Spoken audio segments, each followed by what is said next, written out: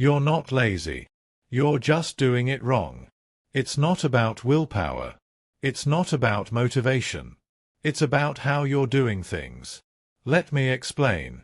Most people blame themselves when they can't focus or follow through. They think, I'm not disciplined. I just need more motivation. Maybe I'm just lazy. But this mindset is flawed, because success and productivity aren't just about wanting it more. They're about having systems, habits, and environments that make it easier to do the right thing. Let's dive deeper. 1. Willpower is limited. You wake up with a certain amount of willpower, and it depletes throughout the day. Relying on willpower is like trying to drive a car on a tiny fuel tank. People who seem disciplined often don't use more willpower. They use less, because they automate and simplify their day. 2. Motivation is unreliable. Motivation is a feeling, and feelings are inconsistent. If you only act when you feel inspired, you'll rarely act. High performers don't wait to feel motivated. They have systems that carry them through even when they don't feel like it. 3. The real secret? Systems. It's how you do things. Do you start with a clear plan? Is your workspace distraction-free? Do you break big tasks into tiny, actionable steps? Do you use tools like time blocking, Pomodoro, or habit stacking? The how is the system. Example. Bad system. No plan for the day. Phone buzzing every 2 minutes. Task feels overwhelming. You scroll instead. Better system. Top 3 priorities written down. Phone in another room. Task broken into 2-minute starter steps. You begin, momentum builds, motivation kicks in. 1. The myth of laziness. From the time we're kids, we're told that if we're not constantly working, achieving, hustling, we're lazy. But what if I told you that most people who feel lazy aren't? They are just overwhelmed, distracted, or working against their own brain chemistry. That dragging feeling? That's your mind saying something's off. Not that you're incapable, but that something in your system is broken. Most people who feel lazy aren't. This line challenges a deeply rooted belief that if you're not constantly active or productive, you're flawed, lazy, unmotivated, or undisciplined. But that's not the truth. What's actually going on? 1. You're overwhelmed. You're staring at a mountain of to-dos. You don't know where to start. So your brain freezes. It shuts down, not because you're lazy, but because it's protecting you from stress. Think of it like a computer with too many tabs open. It lags or crashes, not because it's lazy, but because it's overloaded. 2. You're distracted. Modern life is designed to steal your attention. Social media, constant notifications, background noise, all of it fragments your focus. It becomes almost impossible to enter a deep work state, the zone where real productivity happens. And when you can't focus, you feel unproductive, which feels like laziness, but isn't. 3. You're working against your brain chemistry. If your tasks are boring, vague, or emotionally draining, your brain will resist them. It's not being lazy, it's protecting you from discomfort. Neurochemically, your brain is chasing dopamine. Quick wins like scrolling or watching videos, not long-term rewards. You're not failing. Your brain is doing exactly what it's wired to do: seek ease, avoid discomfort, and conserve energy. Laziness is a signal, not a character flaw. This is the big idea. When you feel lazy, it's not a moral failing. It's a message. Something is off in your environment, your workload, or your mental state. Just like pain is a signal to your body, laziness is a signal to your mind. 2. The real reason you can't start. You wake up with good intentions. Maybe today's the day. You'll work out. Start that project. Clean your space. But hours pass, and nothing happens. Why? Because your brain is designed to avoid pain. Not physical pain, but discomfort, uncertainty, boredom, effort. 1. You have good intentions, but still don't start. You might wake up thinking, I'm going to clean my room. I'll finally start that project. Today, I'll get my life together. But nothing happens. You scroll. You snack. You avoid. Why? Persevering phase 2. Your brain avoids discomfort. Your brain is wired for survival, not success. It prioritizes safety, pleasure, low effort. That's why anything that feels uncertain, difficult, or boring triggers avoidance. Cleaning your room. Boring. Starting a business. Scary. Finishing an assignment. Overwhelming. So your brain chooses easier rewards: TikTok, Netflix, snacks, scrolling. Not because you're weak, but because your mind is trying to protect you from emotional discomfort. 3. The science behind it. The battle happens between prefrontal cortex, rational planning brain, limbic system, emotional, reactive brain. When you face a big task, the limbic system sees it as danger and activates avoidance mode. You delay. You procrastinate. You numb out. This is biological, not personal failure. 4. Avoidance mode equals survival response. It's like your brain is hitting a mental panic button. Too much effort. Too much uncertainty. Let's escape. So you escape, not because you're lazy, but because your brain is overwhelmed and trying to protect you. 3. Productivity is a system, not a trait. You're not broken. You just don't have the right system. Productivity isn't about being superhuman. It's about designing your environment, routines, and decisions so they work with your brain instead of against it. Let me show you the shift that changes everything. Productivity isn't about being that kind of person. Many people believe productivity is a personality trait, something you're either born with or not. They think, I'm just not a productive person. I'm not wired like that. I'm too scattered. But that's a myth. Productivity is not a trait. It's a system. Systems are what make you consistent. A system is a set of repeatable actions, tools, routines, and environments that reduce friction, eliminate decision fatigue, trigger automatic behavior. Productive people don't rely on willpower or motivation every day. They've designed systems that make being productive easier than being distracted. Examples of productivity systems. Time blocking, scheduling time for deep work. Pomodoro method, 25-minute focus sprints with 5-minute breaks. Task prioritization, top 3-inch list or Eisenhower matrix. Environmental design, clean workspace, no distractions. Digital minimalism, turning off notifications, deleting addictive apps. Automation, setting reminders, auto bill pay, checklists. It's not about forcing yourself to do more, it's about building a system that lets success happen naturally. Why systems work better than motivation. Motivation fades.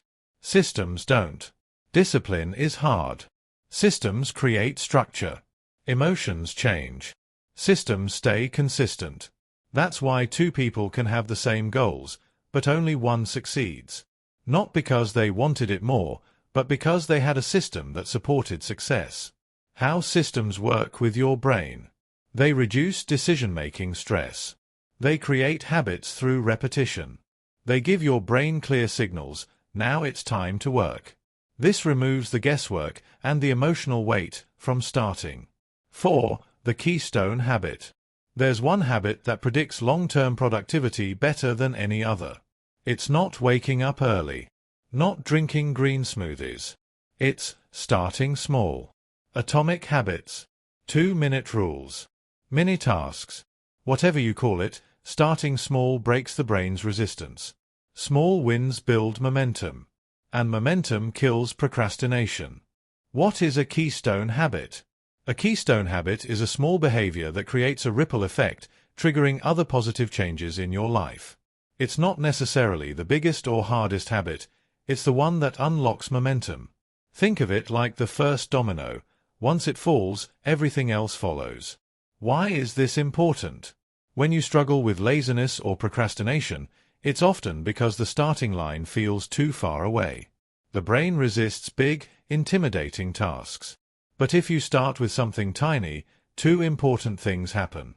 Your brain doesn't panic, it says, this is doable. You build momentum, and momentum is more powerful than motivation. Examples of keystone habits. Making your bed leads to a tidy room, clearer mind. Writing one sentence leads to writing a full page. Doing 5 push-ups leads to a full workout. Cleaning your desk leads to focused work. These seem small, but they start the engine. The science, mini habits and brain chemistry. Starting small activates the reward centers in your brain. Every small win gives you a hit of dopamine, which builds a positive feedback loop. Small action, dopamine, good feeling, more action. Instead of procrastinating, you begin to crave progress. Atomic habits. 2-minute rules. Mini tasks. Whatever you call it, starting small breaks the brain's resistance. That's because keystone habits. Remove fear. Build identity, I'm someone who shows up. Create structure for bigger habits to grow. You don't need to overhaul your life. You just need to find your keystone habit and start there. 5. Why motivation is a lie. Motivation is not a fuel. It's a byproduct. You don't get motivated, then act. You act, then get motivated. The first step is the hardest. But once you take it, your brain shifts from defense mode to achievement mode. The myth we've been sold. Since childhood, we've been told, just get motivated. Find your why and you'll fly. Wait until inspiration strikes. But the truth is, motivation is unreliable. It comes and goes. It's inconsistent. And if you wait for it to arrive before taking action, you'll wait forever. You don't need motivation to act. You need action to get motivated. It's backward from what most people believe. But science and experience prove it over and over. Why? Because of brain chemistry. When you take even the smallest step toward a goal, your brain releases dopamine. That dopamine gives you a small boost of pleasure. That pleasure becomes momentum. It's like lighting a fire. Action equals the spark. Motivation equals the flame that grows. That action gives your brain a small success signal. The brain rewards you with motivation. You take the next step. This is called the action-emotion loop.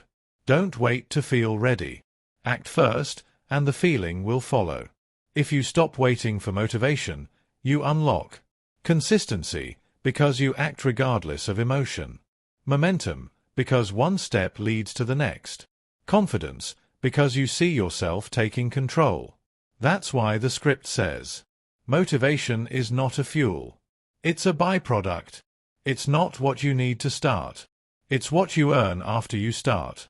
High performers don't feel like it more than you do.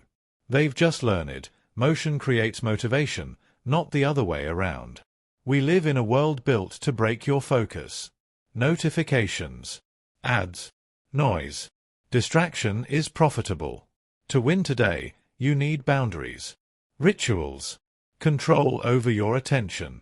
Try this: 90-minute deep work sprints. Silent phone. Clean workspace. One task. One goal. Do that for 1 week, and you'll feel unstoppable. 6. Focus is the new superpower. Why focus matters more than ever. We live in a world where attention is the most valuable currency. Companies spend billions to capture your focus. Your phone is engineered to hijack your attention. Distraction is no longer an inconvenience, it's a business model. In this environment, the ability to focus is rare, and that makes it powerful. Focus equals leverage. Focus isn't just about working harder. It's about working smarter, putting all your mental energy toward one meaningful task. When you're focused, you finish tasks in half the time. You do deeper, higher quality work. You feel more energized, not drained. Compare that to multitasking. More errors, more stress, lower satisfaction. The enemies of focus. Your brain wasn't built for 50 open tabs, 25 notifications, and 3 simultaneous conversations. Here's what kills focus. Constant context switching. Notifications and pop-ups. A cluttered workspace. Internal distractions, overthinking, anxiety. The solution: create a focus ritual. In your script, you already introduce this beautifully. Try this: 90-minute deep work sprints. Silent phone. Clean workspace. One task. One goal. Give your brain a goal, one task only. Deep focus activates a powerful brain state called flow, where time disappears. Your skills meet a meaningful challenge. You're fully present. Flow boosts productivity, creativity, and even happiness. And the only way to get into flow is to eliminate noise and focus deeply.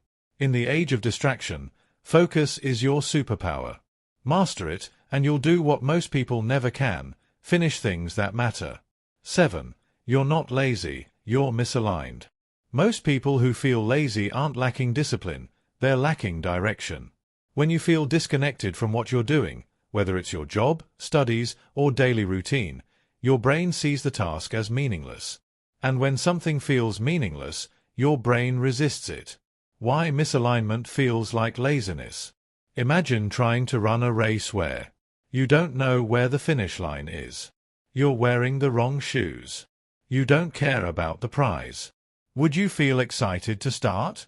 Of course not. That's not laziness, that's misalignment. In your script, you nailed it with this line.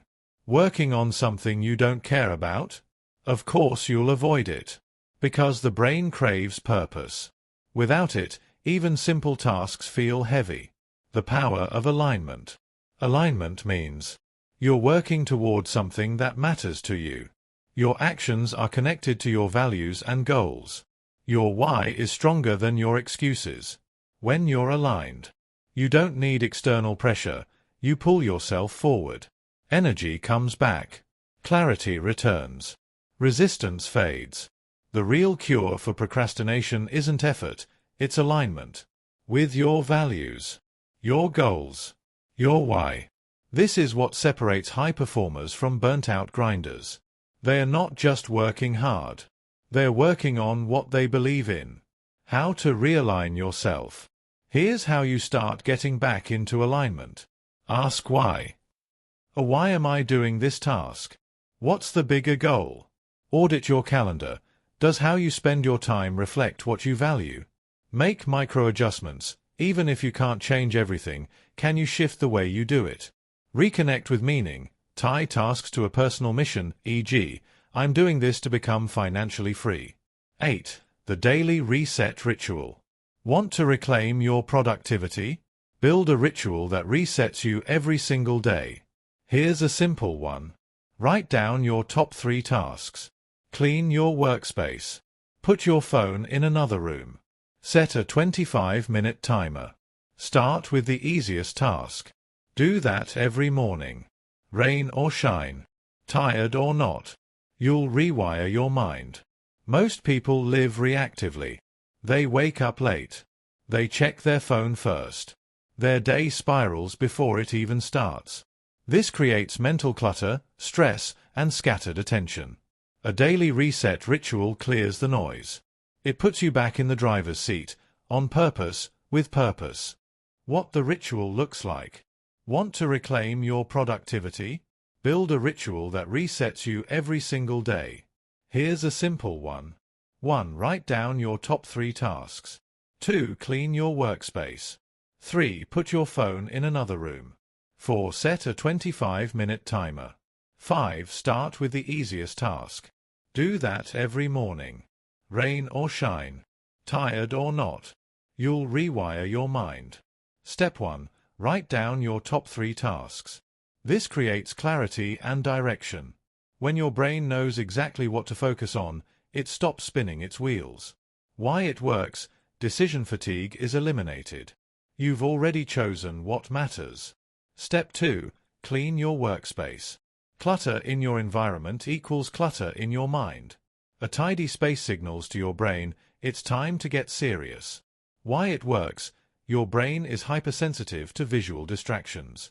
Clean space equals calm focus. Step 3. Put your phone in another room. This is about protecting your attention. Phones are designed to hijack your dopamine, even when they're just nearby. Why it works: out of sight, out of temptation.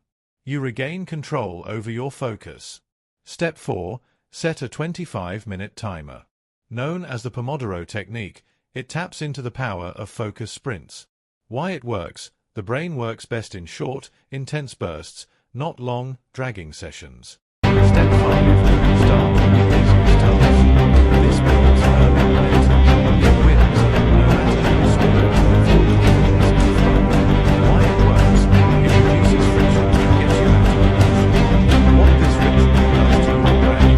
This isn't just productivity, it's called thinking. You build automatic focus. You train your brain to expect progress in the morning. You reduce internal resistance by making action a habit. Over time, the ritual becomes the cue that flips your brain into work mode. A good day doesn't start by accident. It starts by resetting with intention. 9. Don't trust your feelings. Most people wait to feel like working. But high performers? They work regardless of how they feel. Your feelings are like weather. Useful data, but not reliable commands. We've been sold the lie that our feelings should lead our actions. But here's the uncomfortable truth. Feelings are not facts. They are temporary, inconsistent, often misleading. Waiting to feel ready or feel inspired puts your life in the hands of something you can't control. Electric light bulb feelings equals weather. Think of feelings like weather. Some days are sunny, motivated, focused, excited. Some days are cloudy, tired, anxious, unmotivated. But just like the mail still gets delivered on rainy days, your goals still deserve effort, even when the mood isn't perfect. The problem with trusting feelings. Feelings say, I don't feel like it. It's too hard. Maybe later. If you obey those messages every time, you'll delay important work, break routines, lose self-trust. How high performers think. They don't ignore feelings, but they don't let feelings decide for them. I feel tired, but I committed to 30 minutes. I don't want to go, but I said I would. It's raining, but I show up anyway. That's called emotional discipline. It's the superpower behind consistency. Discipline is doing what needs to be done, especially when you don't feel like it. Because when you act despite resistance, you build trust with yourself. You become mentally tougher. You train your brain to follow through. Here's the twist. When you take action anyway, the mood often catches up. You start slow, but 10 minutes in, you're in flow. So the real secret isn't avoiding bad moods. It's moving anyway. You don't need to feel like it. You just need to start. 10. One day or day one.